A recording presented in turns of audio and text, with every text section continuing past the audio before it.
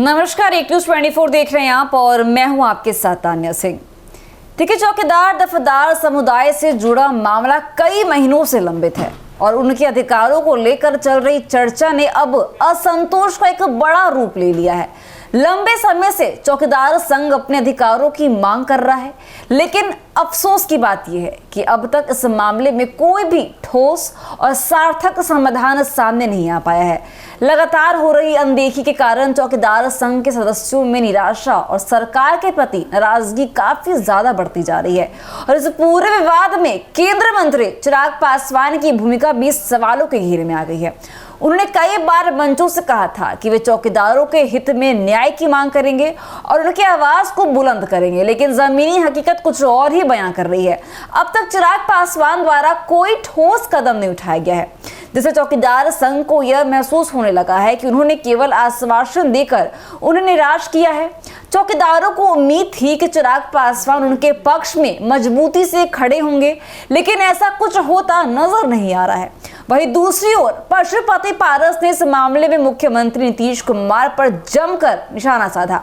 उन्होंने आरोप लगाया कि नीतीश कुमार ने पासवान जाति को कमजोर करने के लिए चौकीदार बहाली में सामान्य नियम लागू कर दिए हैं और इस बयान के साथ ही पशुपति पारस ने नीतीश कुमार की शारीरिक और मानसिक स्थिति को लेकर भी तंज कसा, जिससे राजनीतिक माहौल और भी गर्मा गया। हमने अपने चैनल एक न्यूज 24 पर चौकीदार दफेदार समुदाय के मुद्दों को बार बार उठाया है।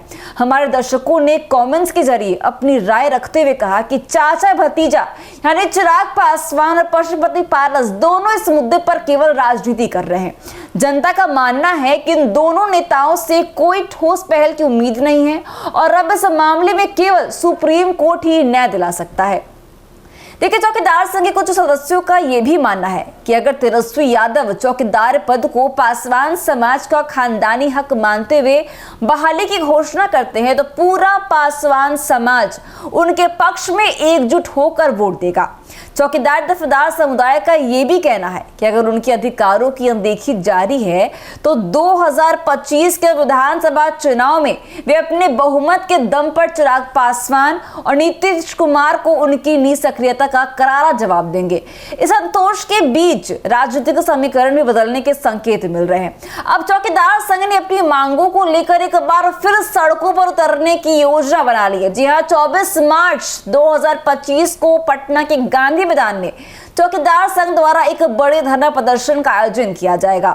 इस प्रदर्शन में चौकीदार संघ अपनी मांगों को सरकार के सामने मजबूती से रखेगा और इस प्रदर्शन को लेकर चौकीदार संघ के सदस्यों में काफी उत्साह और जोश और वे उम्मीद कर रहे हैं कि इस बार उनकी आवाज जरूर सुनी जाएगी। अब देखना यह है कि सरकार चौकीदारों की मांगों पर ध्यान देती है या नहीं। अगर उनकी मांगों को फिर से नजरअंदाज किया गया तो यह आंदोलन और भी व्यापक रूप ले सकता है। 2025 के चुनाव में चौकीदार दफेदार समाज की भूमिका अहम साबित हो सकती है और इसका असर बिहार की राजनीति पर साफ तौर पर दिखेगा।